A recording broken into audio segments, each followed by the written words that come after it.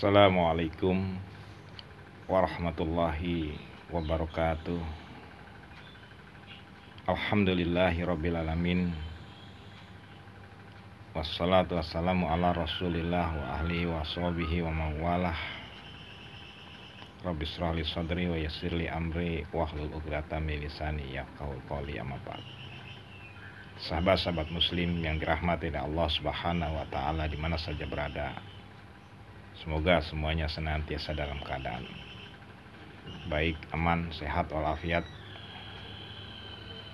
dilapangkan rezekinya, dimudahkan urusannya, dicurahkan rahmat dan berkah oleh Allah Subhanahu wa taala. Amin ya Allah ya rabbal alamin.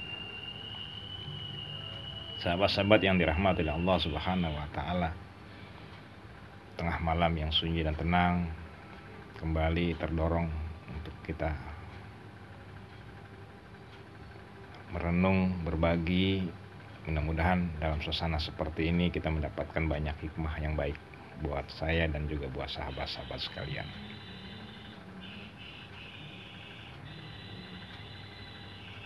Topik yang menarik masih berkaitan dengan hal-hal yang berkaitan dengan dunia, yang dimana dunia itu adalah sesuatu yang kita harus jalani dengan perjuangan untuk memenuhi segala kebutuhan kita. Akan tetapi dunia juga bisa melupakan dan menggoda kita, sehingga tujuan yang sebenarnya hidup di dunia adalah untuk beribadah kepada Allah jadi terlalaikan dan terabaikan.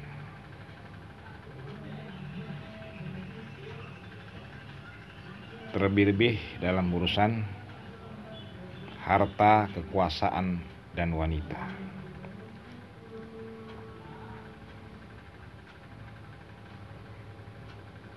Jikalau seseorang sudah tergoda dengan harta, kekuasaan, manusia bisa lupa diri. Sebagaimana yang Allah ungkapkan di dalam Al-Quran. Ketika manusia sudah lupa dirinya disebabkan godaan dan tipuan harta dan kekuasaan, manusia bisa menjadi sombong dan bahkan akhirnya mengaku Tuhan. Ini jelas Al-Quran mengisahkan sejarah manusia pada zaman dahulu yang terkenal dengan kisah Fir'aun, Qarun dan Haman, yang saat ini menjadi sesuatu yang viral karena keluar terucap dari mulut seseorang tokoh yang cukup kita kagumi, yang dari zaman Orde Baru sampai saat ini masih peduli dengan bangsa ini dan juga khususnya umat Islam,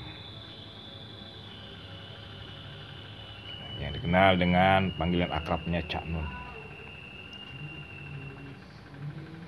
Sahabat-sahabat yang dirahmati oleh Allah Subhanahu wa taala, Fir'aun dan Qarun hanyalah merupakan sebuah simbol, bukan sebuah identitas pribadi, tapi sebuah gambaran manusia-manusia yang dilupakan oleh harta dan kekuasaan, manusia-manusia yang sudah mabuk dengan dunia, sehingga selama dunia ini masih ada, maka selama itu akan selalu ada orang-orang yang dimabukkan oleh dunia, orang-orang yang dilupakan oleh harta dan kekuasaan, yang dikenal dengan istilah Fir'aun atau Qarun ataupun Haman. Bisa kita simak di Al-Quran dalam surah Al-Qasas ayat 78, bagaimana Qarun, Fir'aun, Haman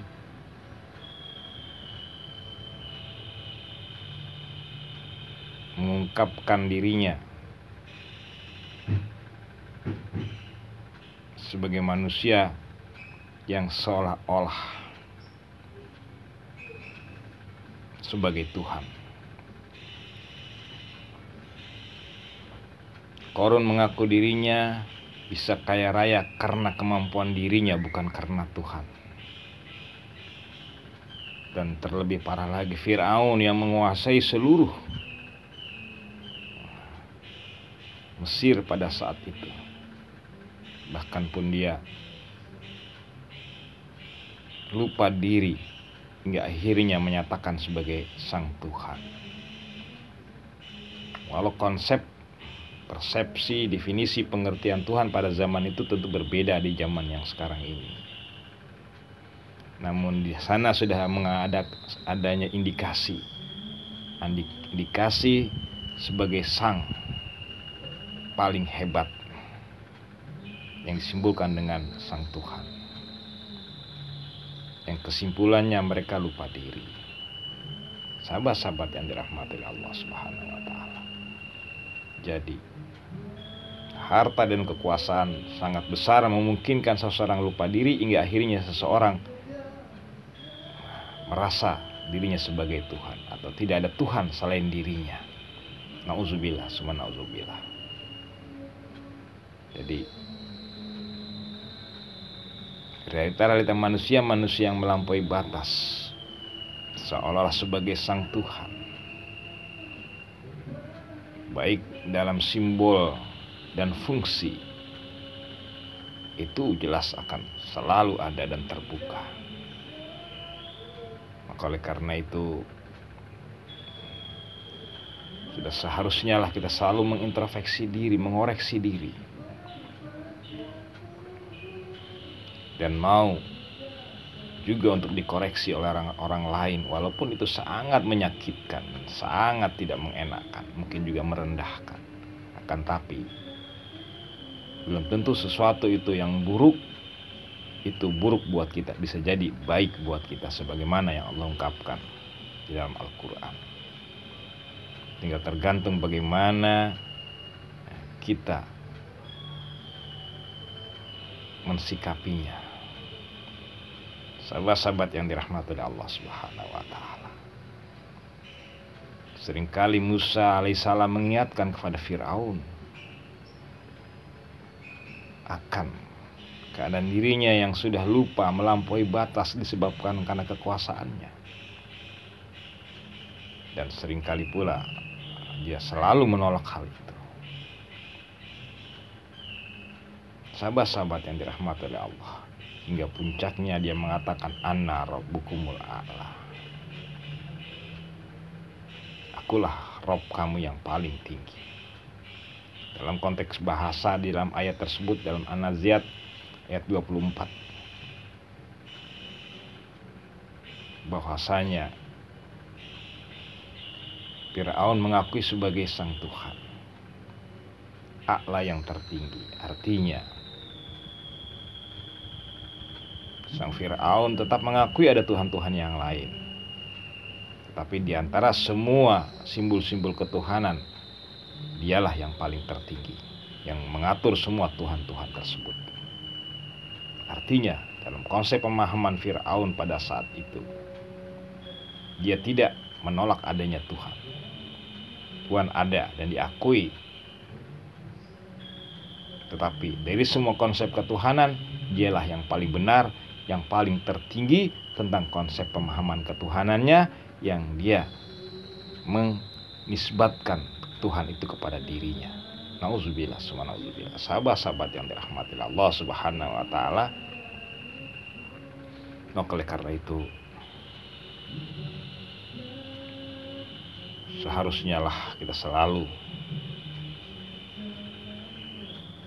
bersungguh-sungguh, berlapang diri ketika kita sedang diberikan harta dan kekuasaan untuk selalu membuka pintu dari nasihat-nasihat, dari peringatan-peringatan, dari koreksi-koreksi orang lain. Karena ketika kita memiliki harta yang banyak dan ketika kita memiliki kekuasaan, berarti akan terbukalah kealfaan diri kita, akan terbukalah kesombongan diri kita, dan terbukalah berbagai hal kezaliman, hal-hal yang melampaui batas, yang akhirnya mencapai puncaknya kita tidak bisa lagi menerima masukan-masukan dari orang lain, sama artinya kita sudah merasa sebagai sang Tuhan. Nauzubillah, summa nauzubillah. Sahabat-sahabat yang dirahmati oleh Allah, dan ini sudah merupakan sebuah hukum alam, hukum kehidupan, hukum kelemahan yang ada dalam diri manusia.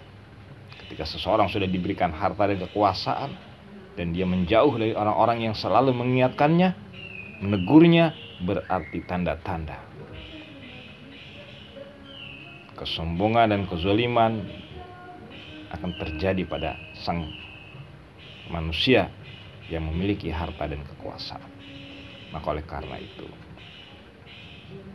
banyak-banyaklah kita selalu bersilaturahmi. Ketika kita menjadi orang yang memiliki harta, silaturahmi kepada orang yang fakir. Ketika kita diberi kekuasaan, maka silaturahmilah dengan orang-orang yang menjauhi dari kekuasaan. Karena teman yang sesungguhnya yang mengingat kita bukan orang yang menghampiri kita di saat kita berkuasa, tapi justru orang yang menjauh di saat kita berkuasa dan menjauh di saat kita berharta. Karena itulah sesungguhnya teman yang sesungguhnya, sahabat yang sesungguhnya, orang yang sesungguhnya benar-benar peduli dan perhatian kepada kita. Sahabat-sahabat yang dirahmati Allah Subhanahu wa taala, jadi berhati-hatilah ketika Allah memberikan kekuasaan dan memberikan harta, karena di saat itulah ujian yang akan melalaikan kita, yang akan mengalpakan kita, dan akan menjatuhkan dan menghancurkan kita akan terjadi. Mudah-mudahan kita menjadi hamba Allah yang selalu sadar diri, menjadi hamba Allah yang sadar bahwasanya semuanya merupakan amanah daripada Allah Subhanahu wa taala. Dan mudah-mudahan negeri kita menjadi negeri yang selalu dicurahkan rahmat oleh Allah, menjadi negeri yang baik. Baldatun thayyibatun wa rabbun ghafur. Demikianlah kiranya sedikit sebuah renungan bersama. Qul amin antum bi khairin.